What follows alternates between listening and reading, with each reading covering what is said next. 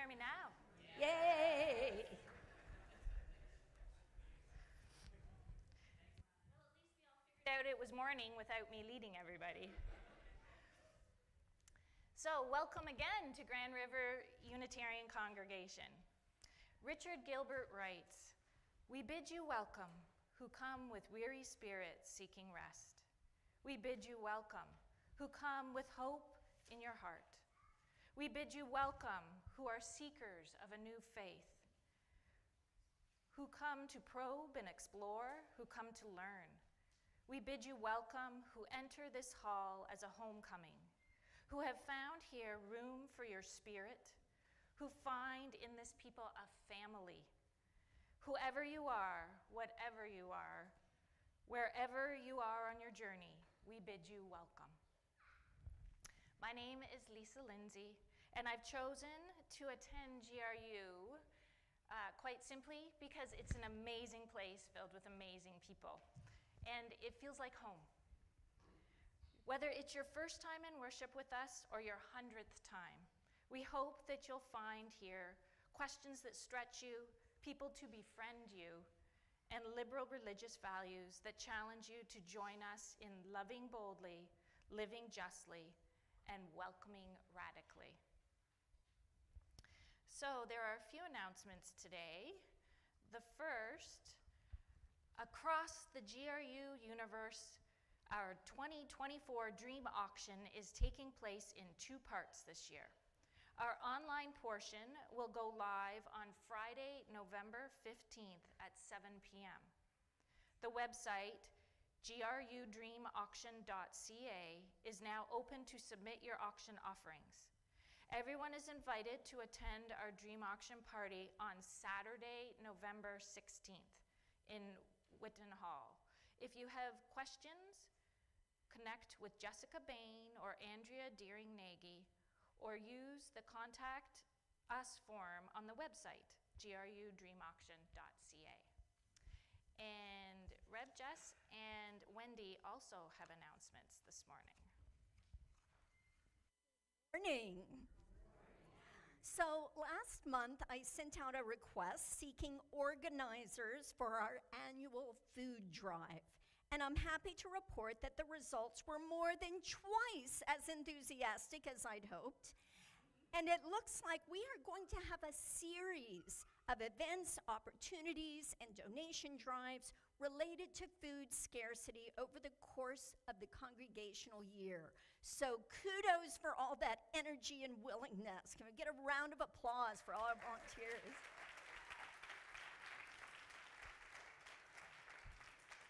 What if you throw a party and everybody comes? It's awesome.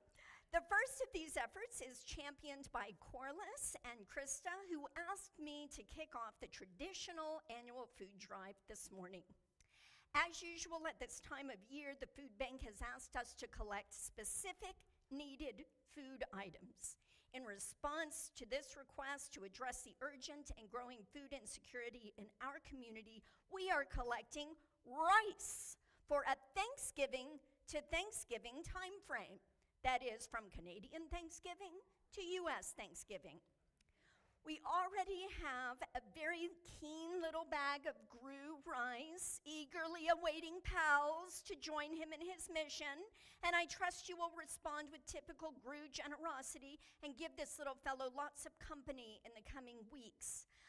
Stay tuned for more opportunities in winter and spring to donate your time, energy, and resources to devote to this food issue. And I hear we have a few choir rice angels already ready.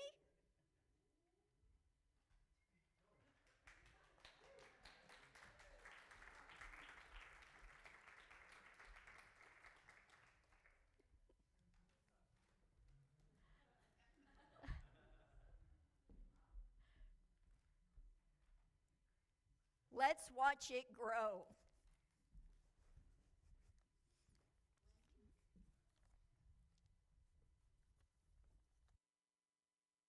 Good morning, GRU! It's me again, your friendly neighborhood board president. So the last 6 years have been a crash course for me in how does GRU run? Have you ever wondered, what does the board do? Have you ever wondered, what is an affiliate group? Have you ever wondered, how do I get involved? Well, let me answer all your questions.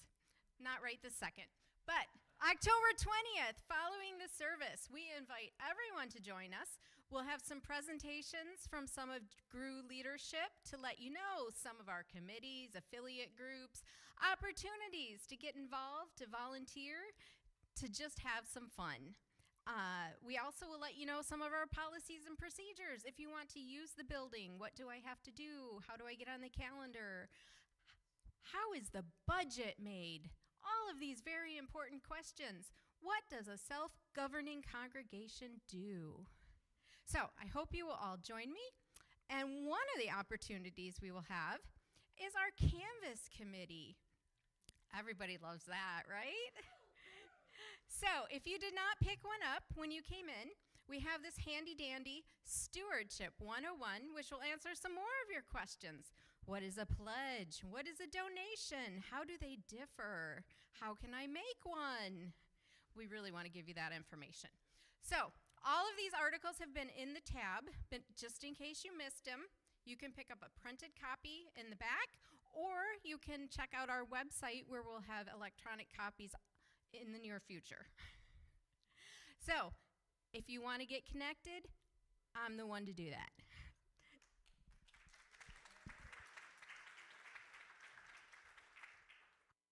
Thank you, Wendy. Let us let go just for a time of the everyday world and create space in this hour to simply be together. In the spirit of life and love we gather.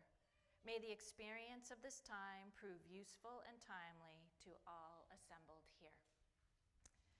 Please rise in body or in spirit to sing our opening hymn, number 301, Touch the Earth, Reach the Sky.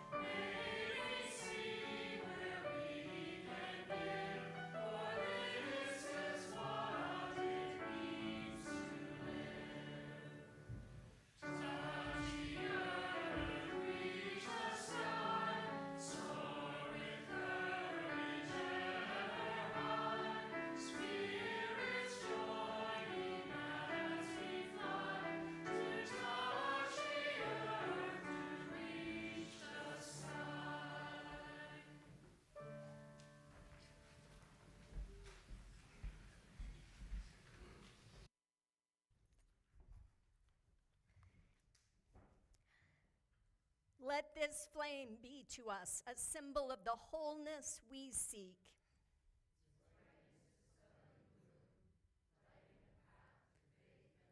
Its glow reminding us of the sacred bonds which link us to all people.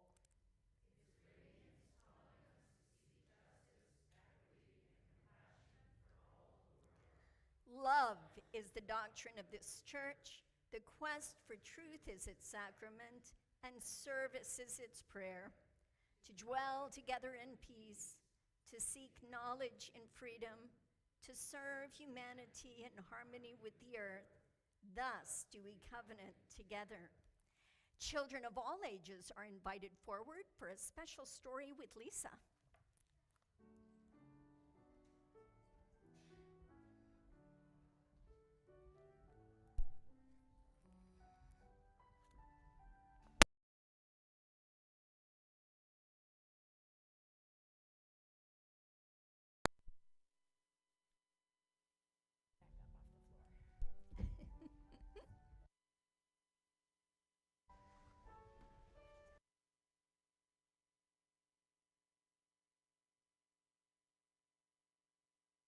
Everyone. So, we have a special story today. We don't have a picture book to share, but this is a pretty good story.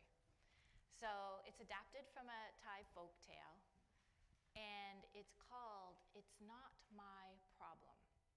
So, I think there's going to be points during the story that I want you to join me in saying a line so that we can all enjoy the story together, and I think you're going to know exactly where to do it. Once upon a time, a queen sat on her balcony eating rice cakes and honey with her chief advisor.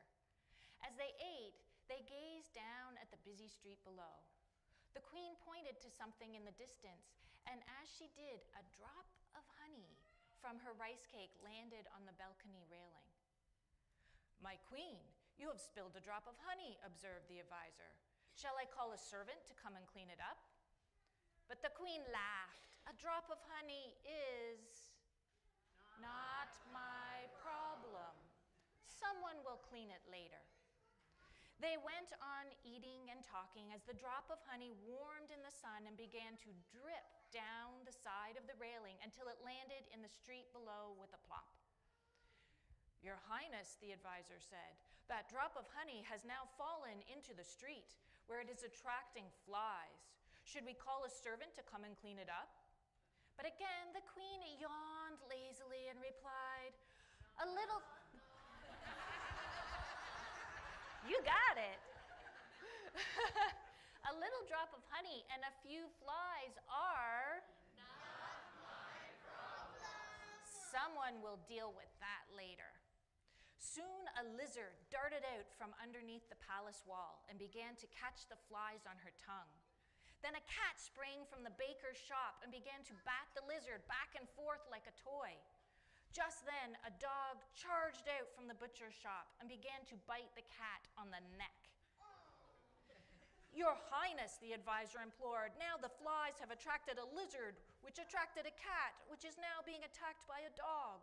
Shouldn't we call someone to stop the fight?" But the queen only stretched and shook her head to the advisor. "Won't you relax? A silly animal fight is not my problem. Someone will surely see to it." In fact, the baker did see to it. She saw the dog attacking her cat and ran out with her rolling pin and began to hit the dog. And then the butcher heard the dog howling and ran out with his broom and began to hit the cat. Soon, the butcher and the baker were hitting each other. Then, the neighboring shopkeepers began to take sides, joining in the fight. Then, some soldiers came along, but some knew the butcher and some knew the baker, so the soldiers took sides too. And the battle grew. It grew and grew until a great battle raged in the streets. People were throwing rocks through windows and tipping over vendor carts. Someone picked up a torch from the wall and hurled it through a window. Fire raged, and eventually it spread into the palace. The next thing they knew, the queen and her advisor were being escorted down a ladder from the balcony into the street below because the palace itself was in flames. Later that day, when the fire had died out, the queen and her advisor surveyed the ruins of their land. Suddenly, the queen stopped in the street underneath where her balcony had been. She reached down and touched something in a small puddle on the ground. What do you think it was? Honey. It's honey, she said, remembering. I guess I should have cleaned up that drop of honey in the first place. Now my whole kingdom has been lost because of it. That was the last day that the queen ever said, "It's not my problem." Thank you for your help with the story. I hope you have an amazing time downstairs.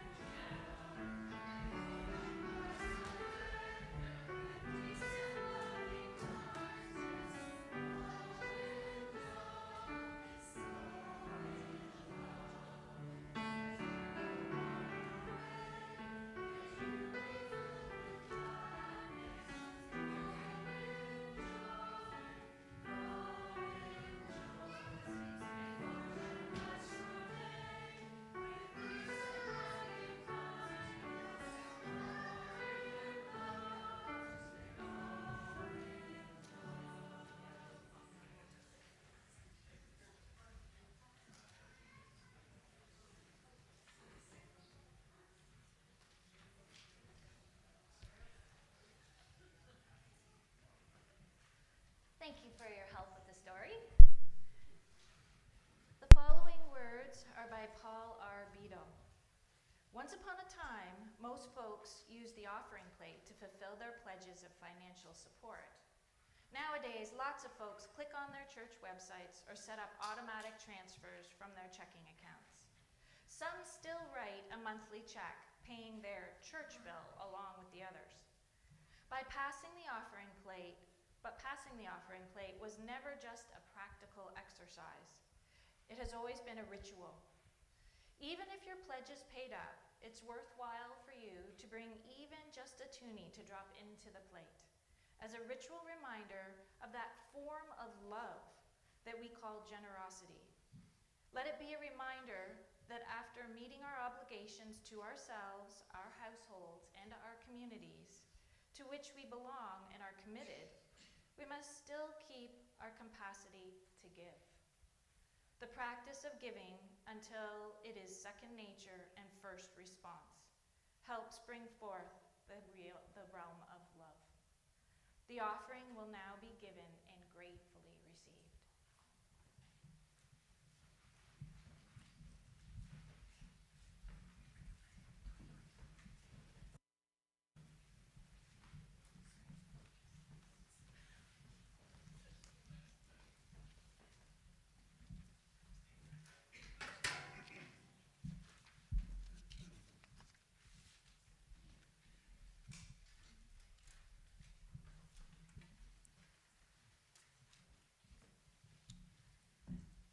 Singing hymn 129 for you. Join us in verse 4 if you like.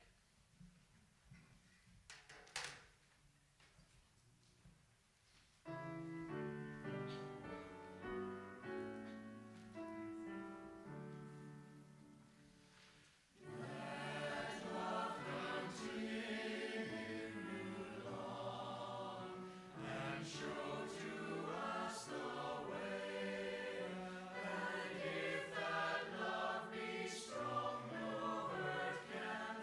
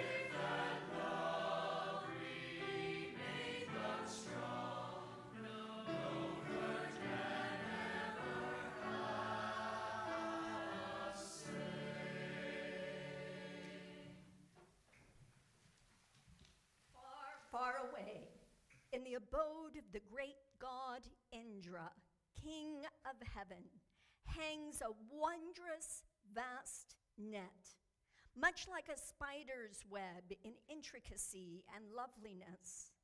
It stretches out indefinitely in all directions. At each node or crossing point of the net hangs a single glittering jewel.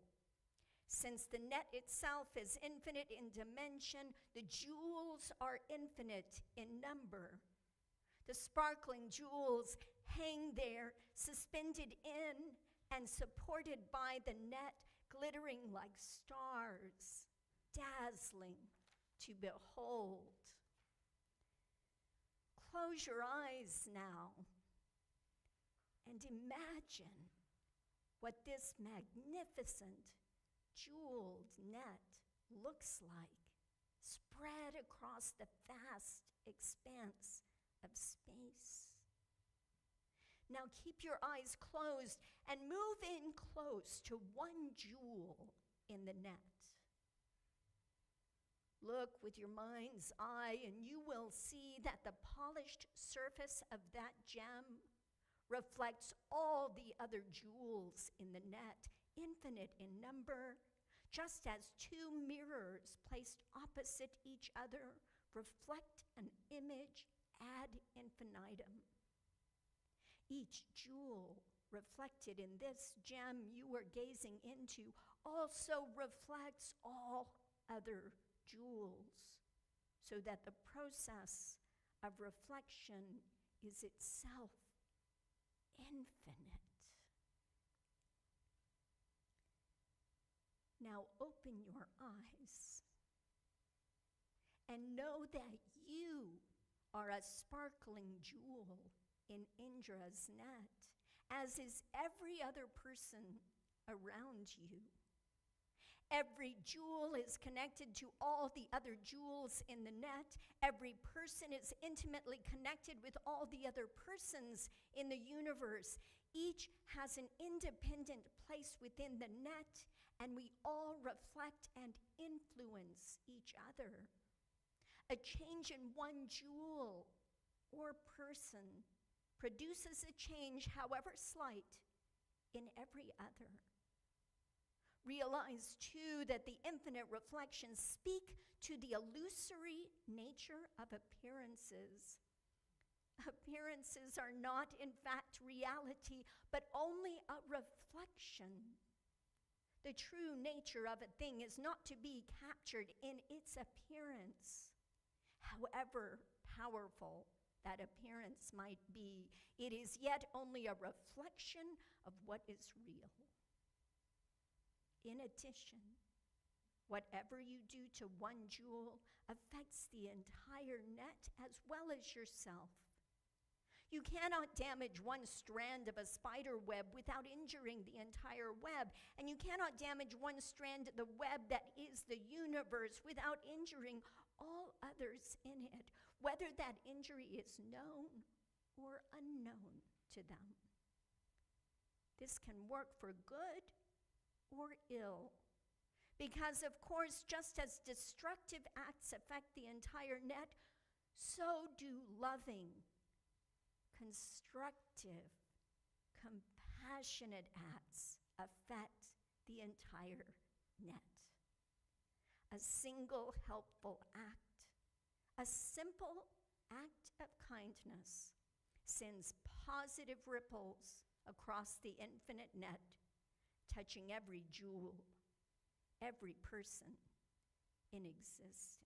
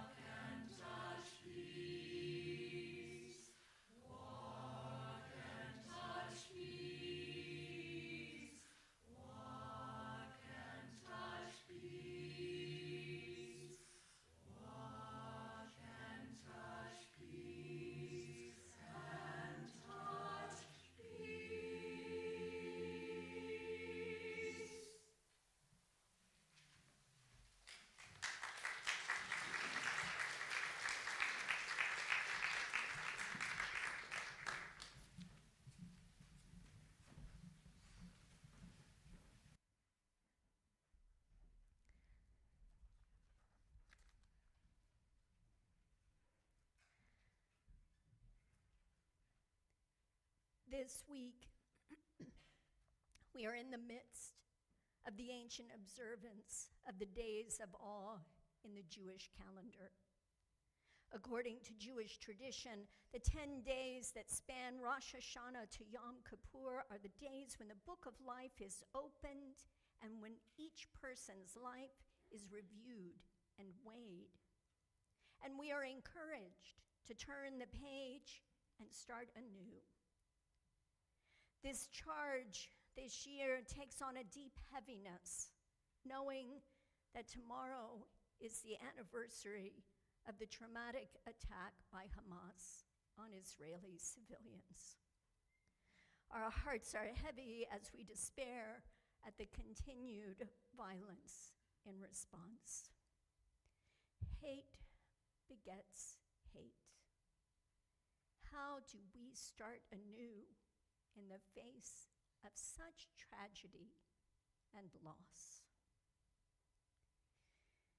My colleague, the Reverend David Miller, offers these words. These are incredibly complicated times. Our hearts are breaking for all the innocent lives lost, all the violence, all the othering, all the pain, all the hate, and all the tragic foolishness. There are generations of trauma feeding all parties' beliefs that efforts to eradicate the other from the face of the earth will somehow succeed. These efforts don't change minds and hearts. They often only lead to the birth of further generations of anger, of hate, of trauma, of resentment, with the result that the innocents who are dying are the true victims. So on these high holy days, where we close the old book and open the new one, we offer this prayer. May those who lead with violence awaken to our complete interdependence. May those who are suffering be saved by the limitless recognition of our common humanity.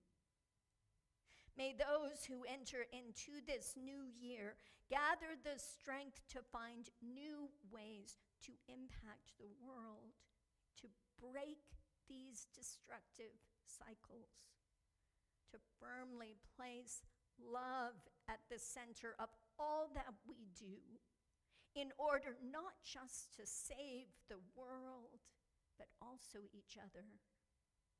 And in doing so, save ourselves. May it be so. Blessed be, and amen.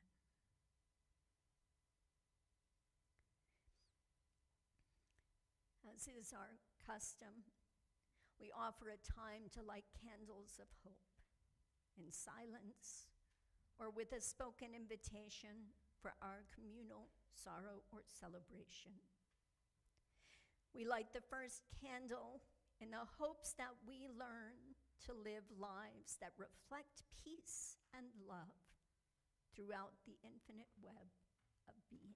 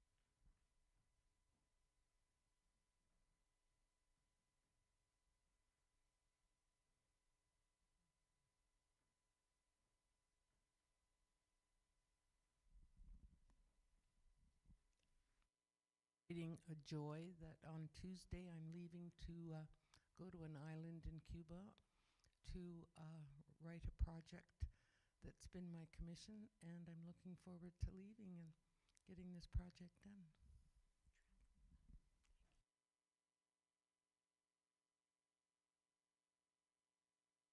Candle today in memory of my Aunt Margot, who passed away a couple weeks ago. She was also my godmother, and so we are mourning that loss.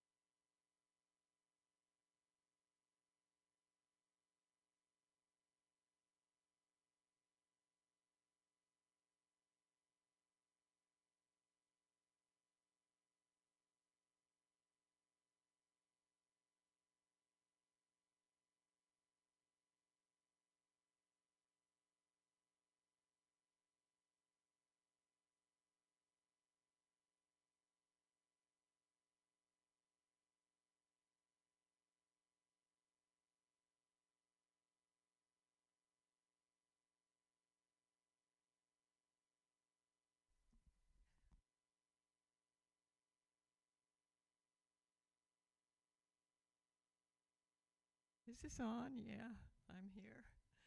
I'm so glad to be here. It's been 3 weeks out of hell, and it's getting better. Look at all these diamonds in this place, which make a bigger diamond, which is connected to that web, Indra's web. I'm blown away. I don't know what I'd do without this place. I'm so glad you're back, Ellen. You've had a rough few weeks. It's really nothing in the big scheme of things. Comparative pain will not soothe you. Just say it. Right. It's 100%. Our pain is 100%, right? Yeah. Yeah.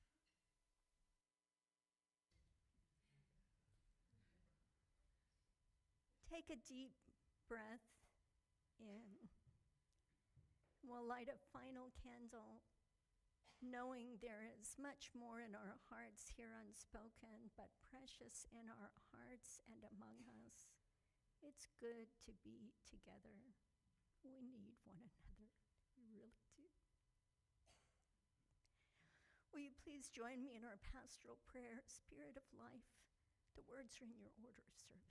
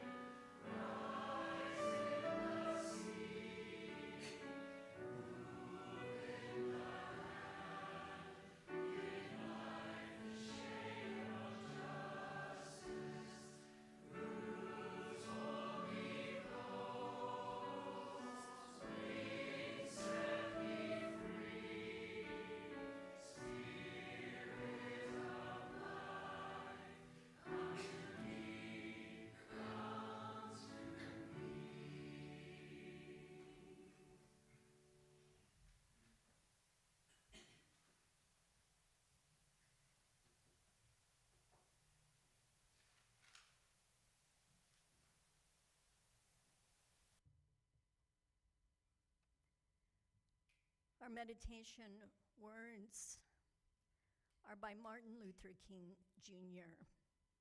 This is from letter from a Birmingham jail. And don't forget, in doing something for others, that you have what you have because of others. Don't forget that. We are tied together in life and in the world. And you may think you got all you got by yourself. But you know, before you got out here to church this morning, you were dependent on more than half of the world. You get up in the morning and go to the washroom and you reach over for a bar of soap and that's handed to you by a Frenchman. You reach over for a sponge and that's given to you by a Turk. You reach over for a towel and that comes to your hand from the hands of a Pacific Islander. And then you go to the kitchen to get your breakfast. You reach on over to get a little coffee and that's poured in your cup by a South American. Maybe you decide that you want a little tea this morning, only to discover that that's poured in your cup by someone from China. Or maybe you prefer a little cocoa that's poured in your cup by a West African. Then you want a little bread and you reach over to get it, and that's given to you by the hands of an English-speaking farmer, not to mention the baker. Before you get through eating breakfast in the morning, you are dependent on more than half the world. That's just the way the world works. So let us be concerned about others because we are dependent on others.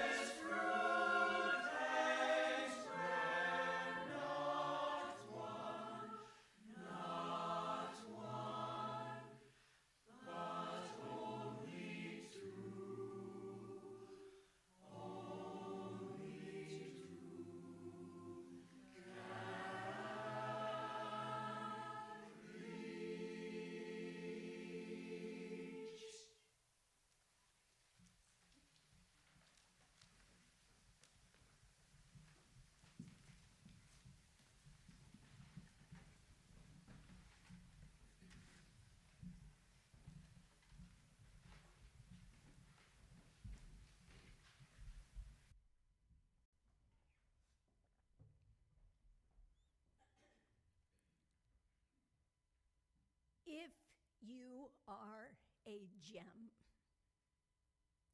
suspended in a vast interconnected web, where the slightest tug, the subtlest shift reverberates 100,000, 1,000 million times from neighbor to neighbor, from neighbor to nation, from nation to nature, across planes alike as planets.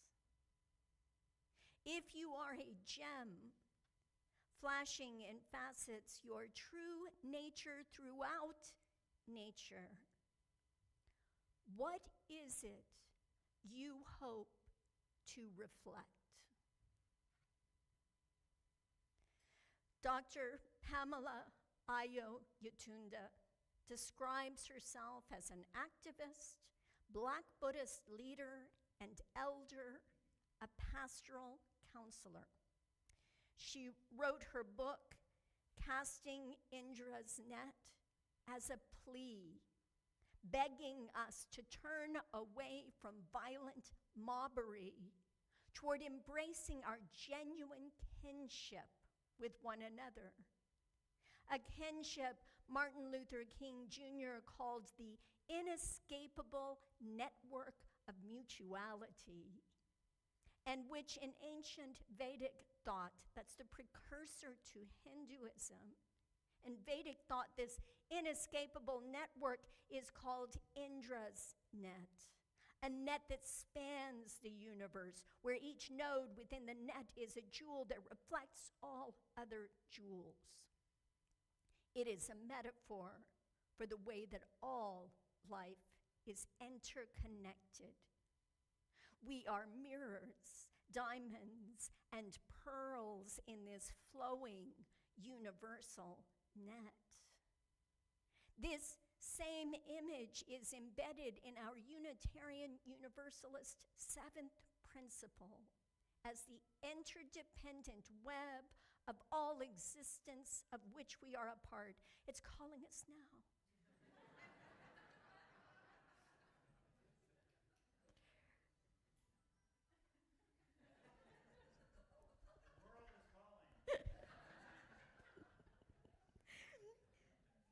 Such interconnectedness is not just a religious response or a philosophical call to action, but it's also a description of the reality of nature.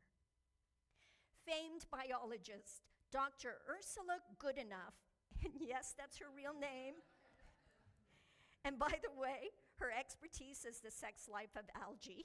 Fun facts. Dr. Goodenough writes, "We are embedded in the great evolutionary story of the planet Earth, the spare, elegant process of mutation and selection and bricolage. We are connected all the way down. We have throughout the ages sought and found religious fellowship with one another, human to human. And now we realize that we are connected to all creatures, not just in food chains and ecological equilibria. We share common ancestry. We share genes for receptors and ion pumps and signal transduction cascades. We share evolutionary constraints and possibilities. We share the same basic aims and purposes. We are connected all the way down. And though we can sense this reality, our limited human brains are not actually built to comprehend vastness. Our brains are built for the tribe, 150 people, right? Our brains can't wrap itself around it. And science can tell us about matter, but it doesn't do a great job telling us what matters. Yeah. Yetunde writes, cosmic existence in its entirety is really beyond our senses. Even though we have microscopes, telescopes, hearing devices, night vision technologies, satellites, drones, and other devices to help us perceive what the human senses cannot do alone, we still need the wise ones throughout time and tradition who have relied on faith and encouraged others to cultivate faith because we know we cannot know everything. This interconnectedness means that our work, the work that Yetunde begs us to engage in, the same work that motivated Gandhi and marched with King, is a threefold path. First, to recognize that we are all made of the same substances, each substance being porous, changeable, impermanent, empty, and interpenetrating. That we are all suspended in an interconnected web. What touches one touches all. As Martin Luther King Jr. put it, injustice anywhere is a threat to justice everywhere. We are caught in an inescapable network of mutuality, tied in a single garment of destiny. Whatever affects one directly affects all indirectly. Second, though we are made of similar stuff, and what touches one touches all, our experiences and our expectations vary. So we best encourage ourselves and one another to enact the platinum rule. Platinum, because that old golden rule we grew up with, do unto others as you would have them do unto you, is too limiting now in this pluralistic, multicultural, web-connected society of our everyday lives. The golden rule for sure is a good starting point for empathy, but it doesn't challenge us to notice someone else's ways of being. The platinum rule asks us to imagine and reflect beyond our limited scope or easy assumptions. The platinum rule requires that we do unto others as they themselves would have us do toward their ultimate well-being. Third, having recognized our mutuality and then mirrored one another's needs in this vast network of mutuality, we then contemplate how we might cast the net by expanding our consciousness and heart's capacity toward radical inclusivity. In casting the net further, then bringing it in for observation, we note again the ways we are mutually bound. And so we cast again and again, exploring the net further and further as we experience the ways we as individuals expand and reflect the communities we inhabit. This is the process of what Dr. Yetunde calls wholeworking. She notes that the word networking in the age of the internet and the eternal and abiding quest for Wi-Fi has taken on a commercial meaning. So she suggests we reframe the enactment of connectivity as wholeworking. Wholeworking affirms our mutuality. It is meeting people to improve the inner workings of ourselves within the network, and thus the inner workings of the network itself. It is promoting wholeness through the ways we mirror one another. Wholeworking encourages us to be intentional in the continuing process of becoming human, a process never fixed but ever evolving, developing within the flux of experience. Yetunde says, I believe that the most important choice I make over and over again within that flux is whether or not to shape my humanness in the direction of civility, even in the midst of violent threats. In this way, wholeworking is the antidote to an encroaching urge in our society toward what Yetunde calls mobbery. Mobbery is an antagonistic turning against others as a group. It centers on anger, energy, and power. Power over, not power with. It's a personal anger that becomes a contagion, raging into a collective anger that projects blame on others rather than taking responsibility for reflecting on the ways our own actions might be problematic. Ironically, mobbery is often triggered by vulnerabilities. When we feel afraid, helpless, and out of control. In defending against admitting vulnerability, mobbery makes false promises that our own suffering will end if only we could eliminate those other people who are causing harm. The results of mobbery are traumatic. Obviously to the victims who are blamed, but it's also traumatizing to those who are exercising power in its name. Yetunde writes, "Whenever we resort to mobbery, we have failed. Whatever is achieved through mobbery is stolen because it relies on a partial view of reality. It steals people's access to more mutual and wholesome views and opportunities for collaboration and compromise, and thereby creates the conditions for more mobbery." In contrast, wholeworking reminds us that when we reflect on our own personal suffering, we can assess what others might need in order to survive and thrive. We have experience in meeting those needs. And with practice, we learn to polish the mirror with which we reflect all other gems in the net.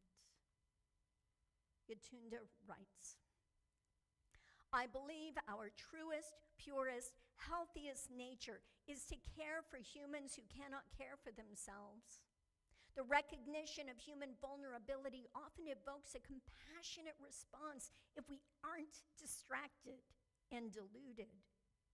Yet such distraction and delusion always remain possibilities due to our cultural conditionings and our evolutionary fight, flight, or freeze instincts.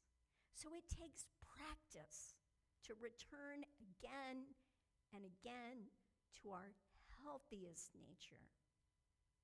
In Buddhism, we call this truest, purest state of being our original face, compassion, basic goodness, Buddha nature. In Christianity, we say that the example of Jesus' life was all about helping those in need and teaching others to do the same. In Hinduism, we reflect on the story of Arjuna contemplating the meaning of service in the midst of conflicting moral dilemmas. In Islam, we consider how to put mercy, service, and prayer into practice. In Judaism, we are encouraged to fix a broken world. In Taoism, we ponder how all that exists has its opposite, with all things in dynamic relationship to one another. From each of these religions, I draw the lesson that being in dynamic relationship with our opposite is a key skill to our survival, lest we continue on the path of destroying people we don't like because their existence reminds us of our own vulnerability. It is so easy to operate out of this falsehood. If we don't embrace civility now, the children we bring into this world will stand little chance of having a life conducive to their full flourishing. nor will we truly flourish. End quote. Adrienne Rich, in her poem Integrity from the book A Wild Patience Has Taken Me This Far, great title, Rich writes, anger and tenderness, my selves, and now I can believe they breathe in me as angels, not polarities. Anger and tenderness, the spider's genius to spin and weave in the same action from her own body anywhere, even from a broken web. Yetunde writes, if we choose the ways of mutuality, we can live in community. If we choose brutality, we are sure to live into destruction. In both cases, we are an inescapable network. It is our job, if we are to call ourselves human beings or beings trying to be human in our short time on earth, to figure out how we are going to survive, to be, and to support one another to be, survive, and hopefully thrive. And this is something we cannot figure out alone. Wholeworking requires that we rely on others, that we reflect on our commitments and gifts with humility and generosity and creativity. That we ask our own selves, that we ask one another, that we reach through active imagination to the lessons of our ancestors and wise ones who have passed before us and reflect. How did you embark on your wisdom path? What did you have to surrender on the way? Who taught you to practice determination? Why do you cultivate curiosity and stay engaged? Where do you find rest and resilience? Do you know what liberation is really all about? In this dangerous and tender world, we cannot, we dare not, we must not give up.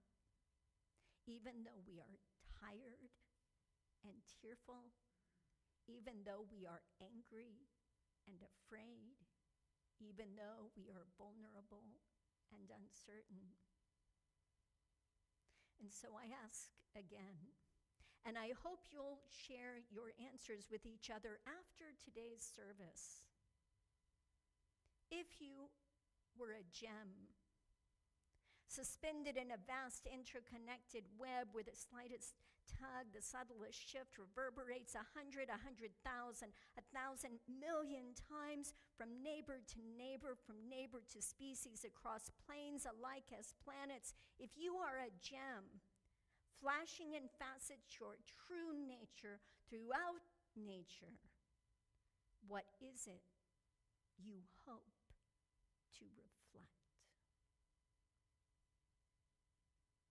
Shine on, you crazy diamonds. Shine on. Will you join me, rise in body or in spirit, for a closing hymn, number 134, an old groove favorite.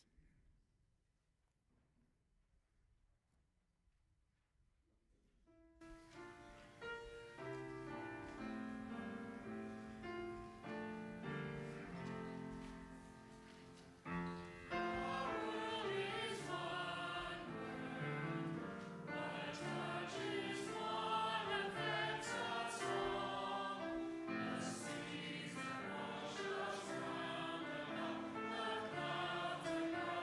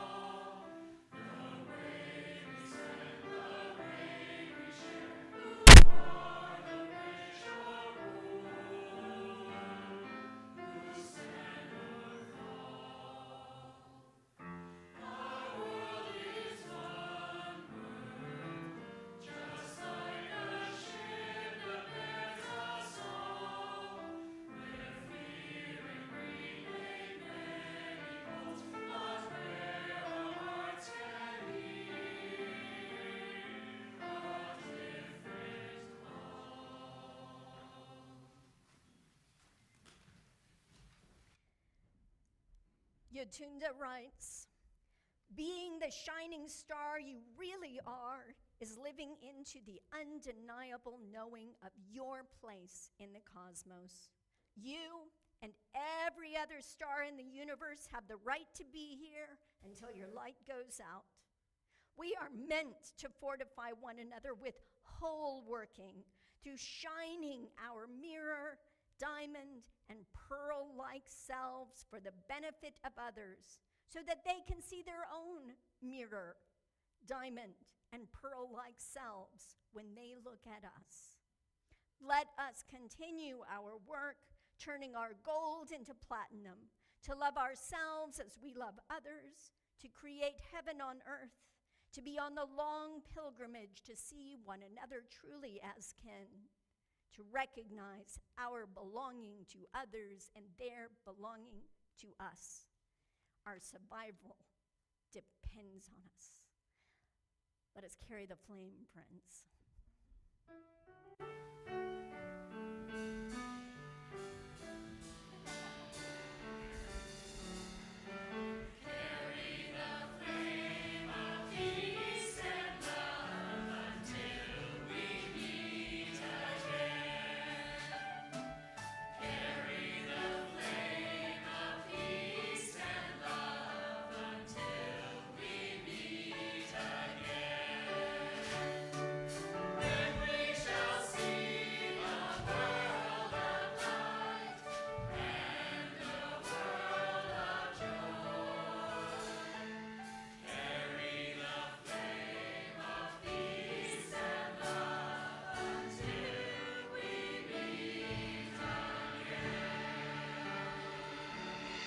Let the people say,